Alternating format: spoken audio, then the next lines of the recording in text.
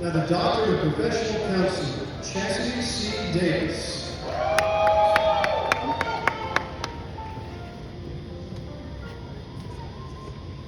Anicia Latoya Graham Lindsay. Nicia! Katrina Malik Griffith. Katrina! All right, Doc. Miriam Denise Jackson Hamilton.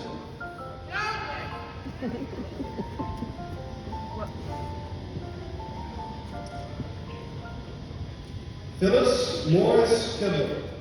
You know, occasionally PDEs will make me want to reach through and hug the client that's being talked about, and your client was no exception to that. But I think your work with her was beautifully done and done in a very delicate way that she was able to respond to. So, great job.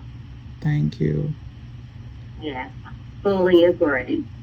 And I liked how you said this was case study was able to show the effective use of trauma-focused CBT with the client experiencing those PTSD symptoms. And I think you're absolutely right. You were able to demonstrate that, and that shows your outstanding skills as a clinician. And so, very well done. And let me be the first to say congratulations, Doctor. Thank you. You have no idea how happy and blessed I feel right now. Yesterday was such a difficult day for me. My daughter, you know, I shared she's autistic. I'm sorry, I'm getting tearful. And she ran out of formula. So I was running around yesterday looking for it, so I stayed up until like 4 this morning. And that would have been.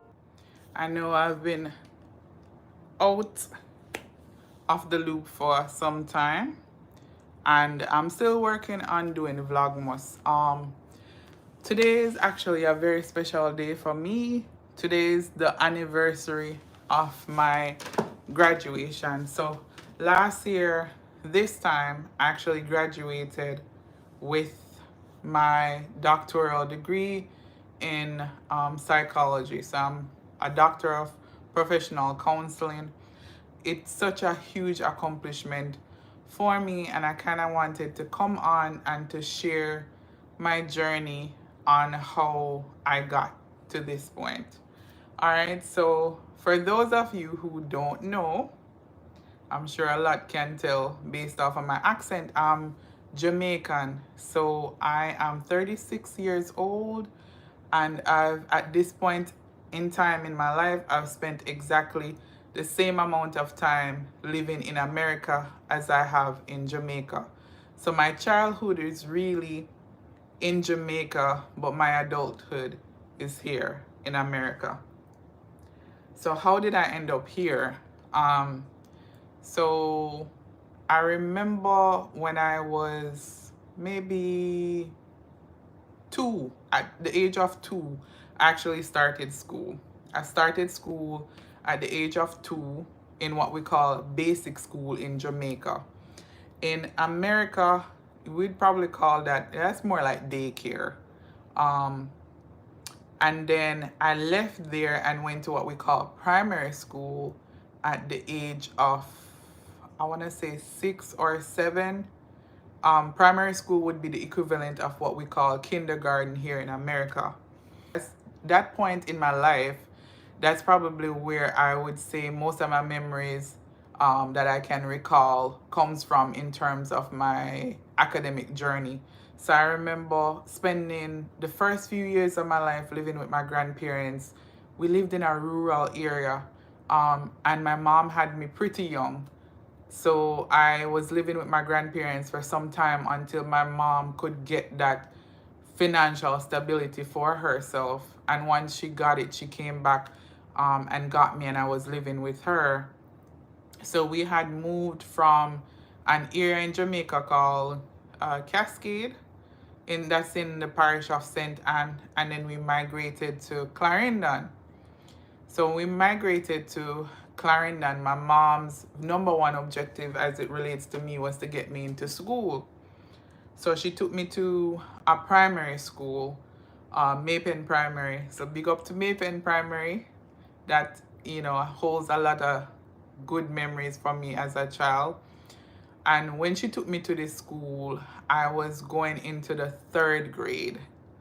And I can recall this like it was yesterday, even though I'm 36 now, looking back at it. I was going into the 3rd grade, and my mom took me there to be assessed, to be placed into a class. Now, the school at the time, I don't know if that's still the case. The way that they do placement for students is each grade has, I want to say it's either 6 or 12 classes each grade. So you would have something like 3-1A, 3-1B, 3-2A, 3-2B, so forth and so on. And so I recall this teacher asking me to read. And, before I even read anything, she was saying to my mom, "Mom, listen, your daughter is coming from a rural area. So we're not going to take her and put her in the highest ranked class. She's going to have to work and prove her way here." So they placed me right smack in the middle, and I was in a class 3-3A, I recall. And so I was kind of disappointed by that, because during the assessment, the teacher was saying, "No, Mom, your daughter can't go into this class, and she's not on par in terms of her academic performance." And this is even before even doing any testing. That's just based off of the area in Jamaica I was coming from. So for me as a small young child, that was a blow to my self-esteem, And so I was placed in this class. I spent some time in that stream. So I went to 3-3A, 4-3A, 5-3A. In 5-3A, I met a really wonderful teacher. I think her name was Mrs. Montague. I don't know if Mrs. Montague is still alive, because this is many years ago. And if she is, God bless this woman's soul. She was such a lovely person. She saw potential in me that nobody else saw. And, she'd always encourage me. And he said, "Do your best, try your best. You've got it. You can do this." She always encouraged me to push more, to want more, to do more. And at the end of the school year, I took a placement exam. And, she was talking to the teacher for the next grade. And she said, "This young lady right here, she deserves to be promoted to a higher class. As a matter of fact, I want her in the highest ranked class." The teacher at the time was like, "No, we can't do that. We can promote her, and she deserves to be promoted, but we're not going to put her in the highest ranked class." And so I ended up going into 6-1B, which is the second highest ranked class. That for me was a huge boost to my self-esteem, but because that was a huge promotion. Because remember, I'm coming from 3-3A, so that would have been 3-3B, and so forth and so on, to get to where I was placed. And so when I got there, I really worked my hardest to prove that the spot that I was in, that I was placed in, I earned it. And at the end of primary school, this is grade 6, I recall we had to take an exam. At the time, I was in the first batch of students that took the GSAT. So we were coming out of an exam that was called the Common Entrance exam. It's a school leaving or school placement exam. And when I took the exam, I remember waiting anxiously for my results. And I recall the teacher, going down the list, and she's calling this person's name and that person's name, and she's telling them what school they were placed in. And she gets to my name, Anicia Graham, Glenmuir High.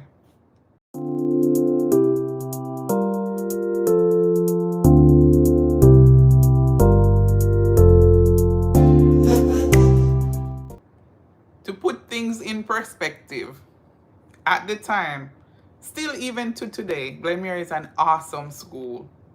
So Glenmuir High in Jamaica is kind of like when you're thinking about schools that's above and beyond, to kind of put things a little bit in perspective. This is in high school, but when you're thinking about schools like Harvard and Oxford and Yale in terms of university, that's kind of how we see high schools in Jamaica.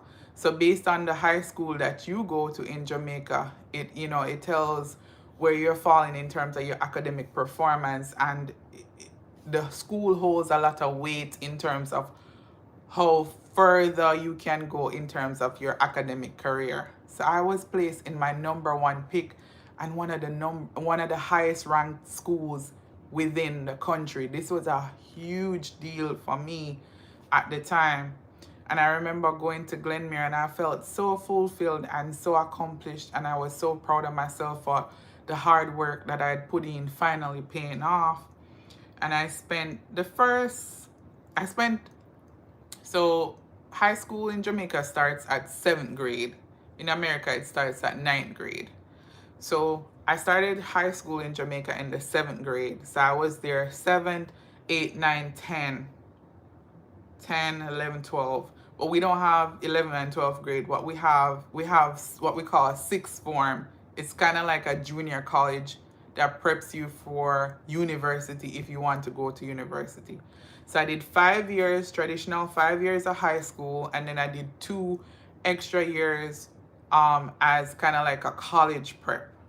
So during my college prep years, the last 2 years of high school, I recall this man coming onto the campus, and he was saying, "Hi, I'm promoting students who want to study abroad to take part in this trial study that I'm doing, and I can get you guys into university in America if you'd like." And so I was like talking to my parents, and I was like, I really want to give this a try. I feel like this can make a big impact in my life and in my academics.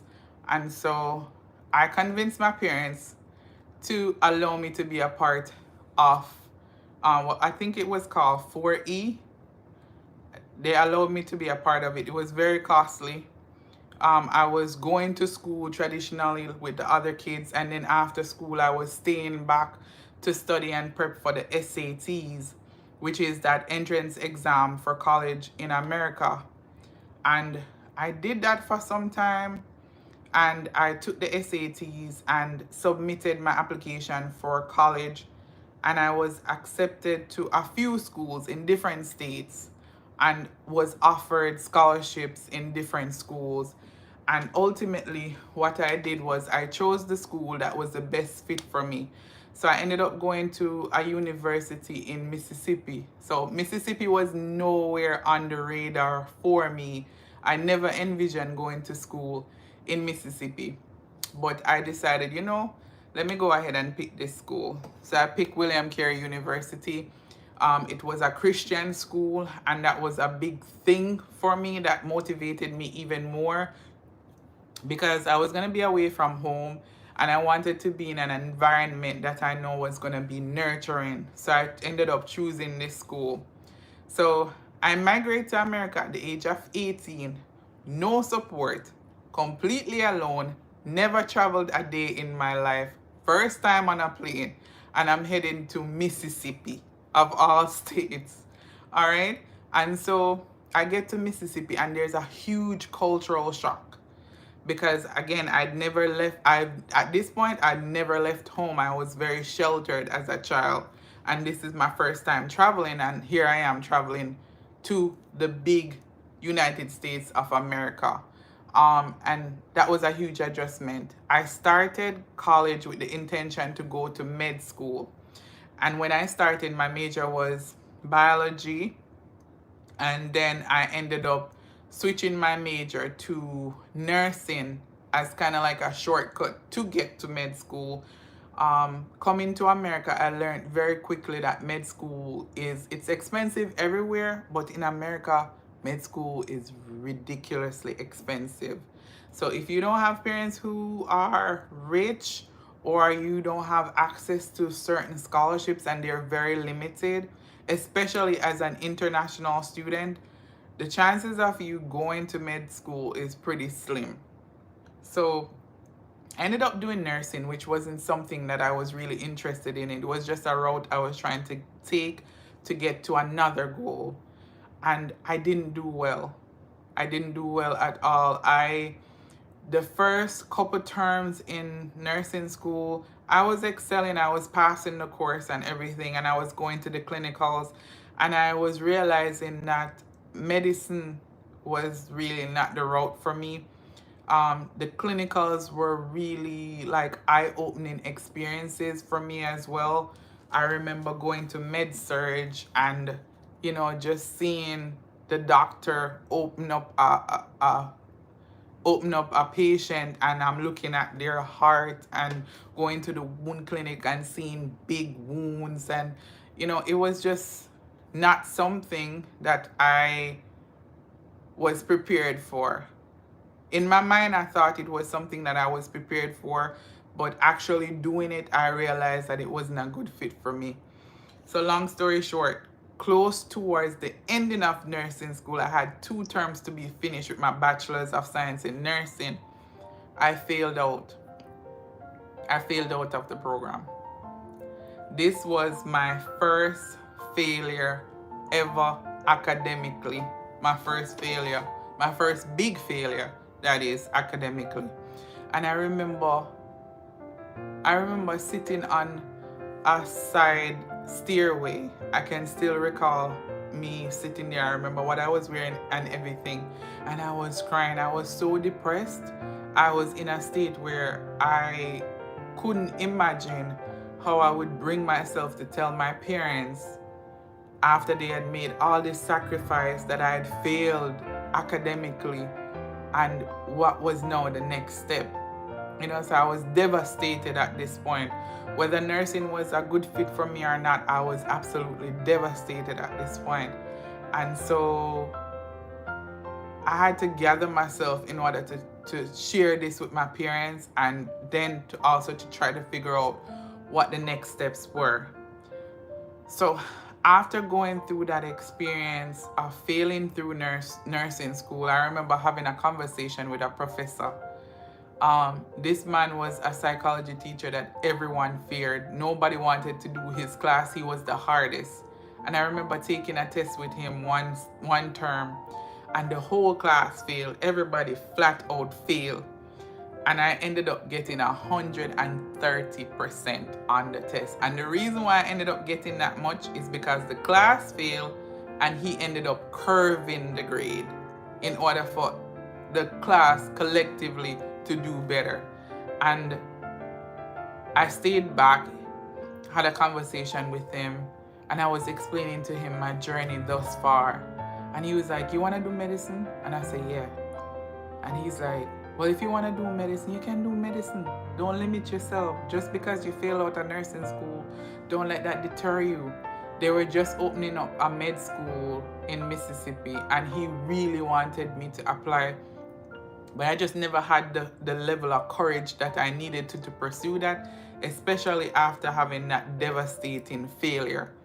So I continued to pursue psychology. It wasn't my initial choice. And the more I did it, the more I realized that it connected to me, and I realized that was really the best fit for me in terms of my career path. And that's ultimately how I ended up in the field of psychology, and ultimately how I ended up starting my career as a therapist and now as a doctor of professional counseling. So I say that to say, a lot of times we see people and we see the end result, and we don't really know the journey that it took to get to that end result. But depending on where you are in your journey, don't give up. Don't give up. Listen to the voice that you hear inside of you that tells you this is the best fit for me and that I can do this. Listen to that voice and allow it to move you to your destiny.